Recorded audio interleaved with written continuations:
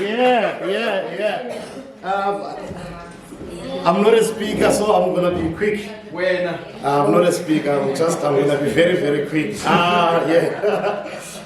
Yo, where do I even start? My name is Mandisi, Dr. DC Sindo, and Umbatane, Umachaya, Pesili, Ukanda Yawan, Umachina Begi Bata, and Wasekamata, Tofin Vaba, Window Talks at Seal. So I moved from the Eastern Cape to Cape Town in 1994, which was a new dawn, we understand, for me and also for my family. And my mom built a 4-roomed shack in Khayelitsha, informal settlements. That is where I grew up. And I went to Ummangaliso Primary School. In my primary school days, that is when I saw what is called theater, when a group of guys came to perform in our primary school. And because where I come from, there was no television, I was not used to what is called acting, there was no electricity. So I saw people performing and I was a bubbly child. And I was like, this is what I want to do. You understand? In that particular moment, Jay, I was just inspired of what was happening on that stage. And I asked our teacher, can you please ask these guys to come back and teach us what they were doing? It was in 1998 back then. So that is when I started to be involved in the arts to practice what is called theater right now. And we opened up an organization called Young Performers Theater Company. We rehearsed for 2 years, 1998 until 2000. So for that 2 years, we did not have any performance. We started to perform in 2000 during the NEG festival at Andile Msizi in Site B, and we scooped so many awards. So from there, it gave me assurance, you understand, about the power of practice, about how practice can prepare you to be great, you understand, because we did not have any kind of a performance. So since then, I went to start performing at the Baxter Theatre in 2004, and also there was a question in my mind when I saw a theater, and I was like, why there are no theaters in the townships? Why there are only theaters in the CBD or in spaces where you could only find white people? And also when we were rehearsing in community halls, we used to be kicked out of those community halls because there was a political rally, there was a wedding, there was a community event that is paying. So us as artists, people who are not paying, we are kicked out of those spaces so that we do not rehearse. So I was very angry about that, but my anger was transferred to be a positive thing. Hence, I came up with an idea of building shack theaters in the townships. So I am an actor, I am a director, I am a producer, I am a cultural entrepreneur, but I am known worldwide as an innovator and originator of what is now known as shack theaters in South Africa. I've built 3. I've built 2 that are existing, and the 3rd one, we are opening it next month in the Eastern Cape.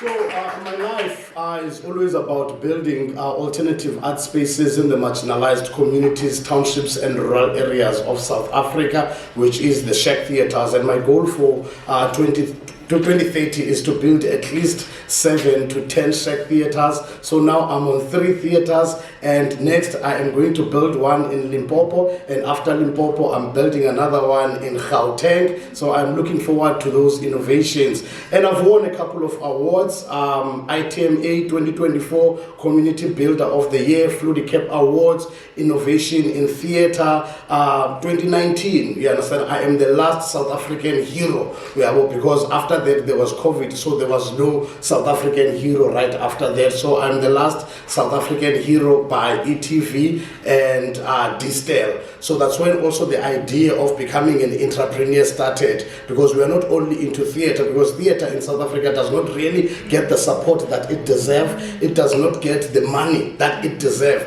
Hence right now here we are inspired, but how long is it going to take us to reach the standard of China? It's going to take us a while, because our government does not see theatre as something that can prosper us. So we started also our own companies, entrepreneurial companies, where we do our own beverages. We have our own alcohol. Yes, and we've got wines, activist wines, we've got activist gin, and also we have our own studio where we record young artists. There are young artists who are in the townships who are unable to pay money for the studio. So we have Umchita Records where we mentor young men and young women. We are sent to come into that studio and record their own music. And we've got projects that we run. One of our project that has been existing and doing great in the industry, it's called Amazing Women Art Event. And I am not responsible of that event, only women who are responsible of that event. It starts with workshops which are called Healing and Teaching Females Workshops. All the facilitators who are part of that workshops are women, and all the participants of that workshops are women. Gone are those days where men need to tell women what to do. It has to be about women to teach each other about bad things that are happening in the industry. There are young women that are promised that they are going to get opportunities, but if they need those opportunities, they have to sleep with directors. They have to do ABCD, you understand, with directors. So I am that voice, you understand, hence I am known as an activist. So I serve in so many boards, but within the industry now, a new board that is initiated by Minister Gayton Mackenzie. I am a secretary of SATIC, which is South African Theatre Industries Chamber, where we are assisting and also talking to different artists who are in theatre, musical theatre and opera, try to find opportunities for them, and also to make sure that they are accessing funding from these institutions like NAC and also the Department of Sports, Arts and Culture. I'm also the PPC, which is the Project and Programs Coordinator of South African Cultural and Creative Industries Federation, which is also known as SAUCIF. But my organization, it's called Kailicha Art School and Rehabilitation Center. We have more than 300 young people that we work with, not only nationally, because we are wanting to work to have that footprint of having these Czech theaters in all the 9 provinces of South Africa. As I said, right now they are only in the Western Cape, but we are building and opening one in the Eastern Cape next month. So we are spreading this thing. So we are looking at having even millions of young people who are part of these Czech theaters. But what I always say is that the Czech theatre idea that I brought in, it's not only for Mandisi. Young people who are coming from the townships must build theatres. It is a black inheritance. Hence, right now we have Swellendam Czech Theatre that exists in Swellendam, that is driven by a colored person, you understand, whom I have mentored, you understand, to build that theatre.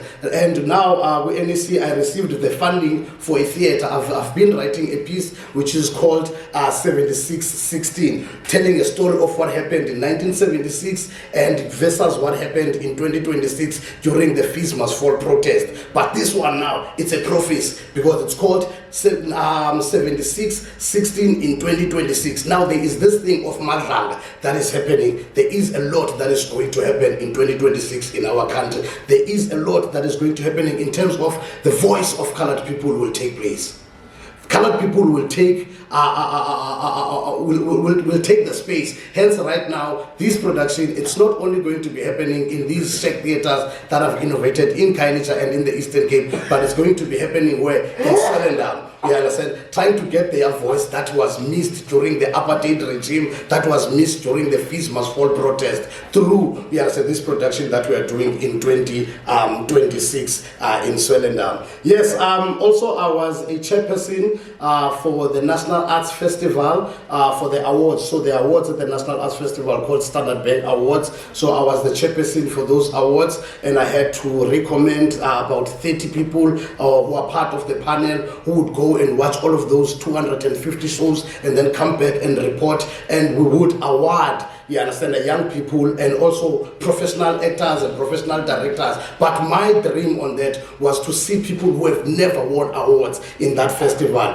and it became a success. A lot of black people, a lot of colored people, a lot of white people who are coming from marginalized background were excited because it was their first time to win those kind of awards. So with the National Arts Festival, we have collaborated in so many different levels. They have supported some of these projects that I'm talking about. amazing women arts event, and one that we have been doing, which is called Men Against GBV and Kasi to Kasi Public Art Festival, as I was the curator of one of the biggest public art festival in South Africa, which is called Infecting the City. So in 2012, no, actually, yeah, it was in 2012, and then in 2015, I started also to start my own public art festival, because also what I've realized, I noticed in the Infecting the City is that there are black artists who are coming from the townships, but all of this festival, it's happening in town. We have nothing that is happening in the townships. I'm very, very aware of what is happening in the townships, and I'm an advocate of what is happening in the townships. Festivals should not only happen in the CBDs, but also they must transcend and go and happen in the townships, especially that we have black performers who are performing, who are directing and producing those kind of productions. We need also to elevate, we need to teach, and we need to inspire, heal, and also educate and inform people who are coming from the townships. And yeah, I've got publications, there are books. Even this morning, I went to a Drama for Life. So there's a Drama for Life alumni page not on Facebook, on WhatsApp, with more than 300 graduates from Drama for Life. And then I woke up that there is another publication. Someone has written about my work. So I've got about 3 publications, books that I have co-written. One was published this year, and students, grade 10 to grade 12 students in France, they are studying that book and also studying the work that we are doing in the marginalized communities. And also there is another book that I've co-written. It's called Performing Art Cities. You understand? Also I've got some pages that I've written on it. There is a lot that is happening, and thank you very much for listening to me, and may God bless you.